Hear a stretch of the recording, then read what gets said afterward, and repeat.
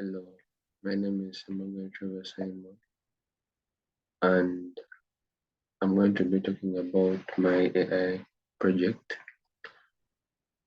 The AI project I took on is security AI surveillance camera that can provide the details of a person. Security AI that can recognize the faces of people around, provide their details to the surveillance system. Uh, it's going to be helping out in a way that it will be providing information to the to specific departments such as the police can use it to fight crime. This is in a way that this surveillance camera can be able to provide information to them in such as the name of the person.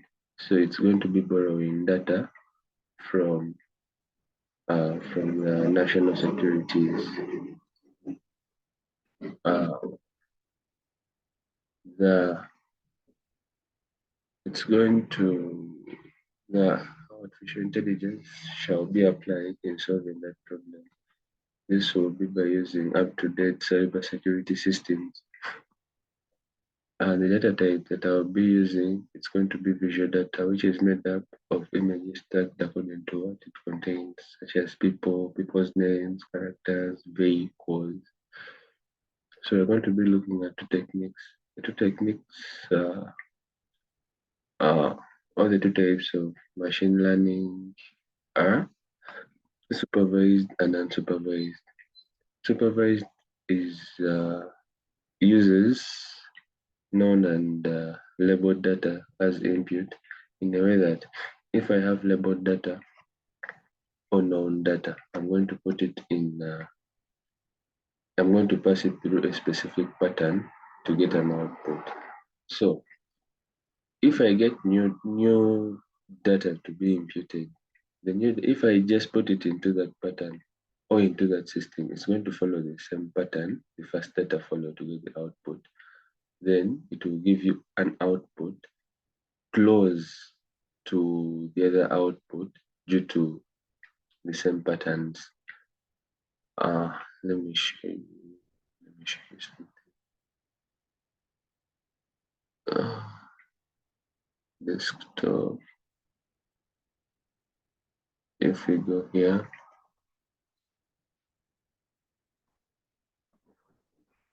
yeah, then my handwriting, it's really bad. Supervised.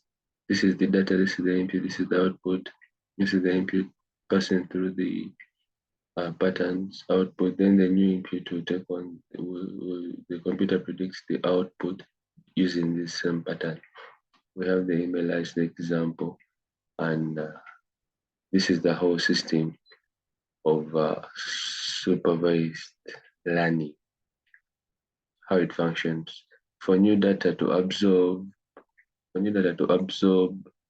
the patterns into the algorithm of the computer and produce new classes. This is explained in a way that this new data is passed through these patterns to these patterns, the output will pass through this algorithm, the computer algorithm, and it will process new data,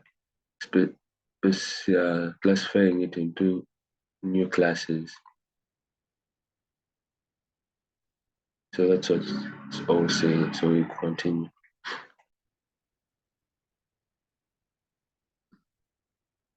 Looking at supervised learning. Supervised learning gives you feedback, but unsupervised doesn't. Unsupervised learning is the one that looks at machines learning on their own. They adopt. They do not have any labeled data that they use. So the two techniques for supervised learning, two main techniques. We have classification, we have regression. Suppose we have two classes, blue and green, for example. What belongs to blue? What is color blue? It's not color green. So that is classifying. If we do not do that, we are going to our system is going to have, our AI is going to have a problem, classification problems. When the output has two or more classes, we make use of classification. Then regression is all about numbers. Let me say, uh, if it is not categorical, it has to be a real value. So relationship between two or more variables where a change in one variable is associated with a change in another variable. Then those are that's how I use them. Then two unsupervised learning techniques will explain. We have clustering and we have associations. Clustering. Clustering is when we divide these objects into groups. Like these groups, we can call them clusters. Objects that belong to one cluster won't belong to another cluster. So that's the whole idea. Then associations, machine can learn to avert cyber incidents. Associate, associate. That's more of okay. Association can help on the reliance of data elements. Let me say I have my book here, a book and a pen. I have a book, I have a pen. So how is a pen going to rely on a book? So that is the meaning of association. They're associating. That's why we use them. Then these are the challenges we can go through. So the challenge is determining the right data set. Obviously, getting the right data sets from trusted sources. We can get low quality and inaccurate data from other sites like dark web. We're not sure about Google. Yeah.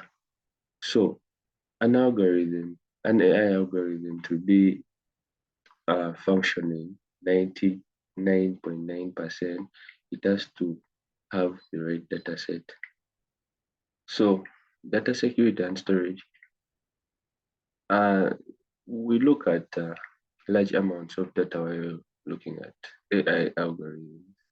And we know that the higher the volume, the larger the volumes of data provides better opportunities. On the other hand, it leads to linkages.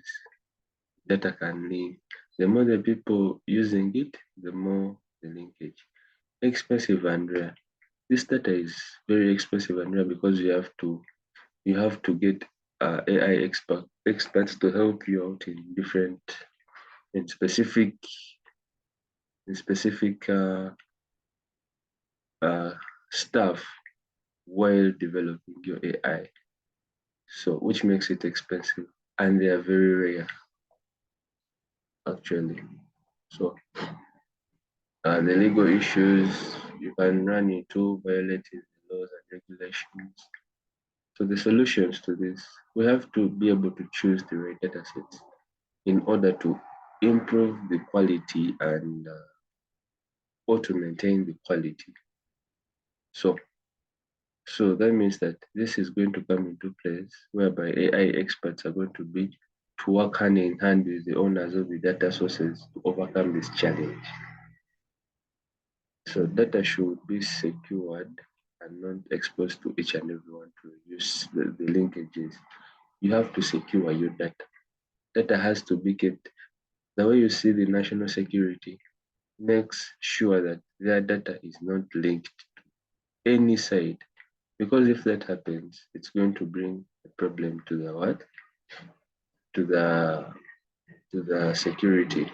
Same as the AI algorithm. Implementation of experts. Instead of hiring these experts, we can try to develop our own experts. This comes in by supporting the people who have the capability, who have the love, who have the passion to develop AI, like students. Then the differences between accuracy, recall, precision, and F1 score. Accuracy tells you how many times your model was correct overall. Then recall tells you how many times the model was able to detect a specific category, or looks at how correct the labeled positive instances out of all the positive instances. That's the formula. Then precision looks at the number of positive class predictions that actually belong to the positive class. So that means that if we rely on recall and precision, we can know what's going on in our system or what is going wrong with our system, with our AI algorithm, and we can fix it. Yeah. The F1 score is a way of combining precision and recall. People prefer not to use precision and recall, and they use F1 score. Why? Because F1 score combines these two. It is easier to use. So this is the harmonic mean of the model's precision and recall. So if we get that mean and be able to use the F1 score to determine how the model is performing, this is the F1 score also uses curves. We have the precision called curve, RC curve. So this curve looks at, let me say, this is the precision, this is the recall, and they are all at maximum in their curve. So, and also it uses the rock curve. So this rock curve, the rock curve, it is called recoil value curve. So this recoil value curve, it looks at the true positive. It looks at the true positive rate and the false positive rate. So the area under curve, the area under curve, the area under those curves can help you determine how your machine is performing. So that means that in everyone's calculation, he or she wants to see how he or she looks at having high area, so that to know that his machine is working properly. Is so AI evaluation matrix. We have, for my project, I'll be using the mean absolute error, whereby the sum of all absolute errors. The sum of all absolute errors will help me determine the mean absolute error later. Then the sum of all absolute errors, then the mean squared error. Taking the square of all errors, I take the square of all errors, and then I find the mean. Instead of using that, I can use the root mean squared error. This can help me reduce the it can help me reduce that heavy thing. Like, the larger the error, the larger the mistake. So I can use the root mean square to reduce on the error. These are the references. Thank you for listening.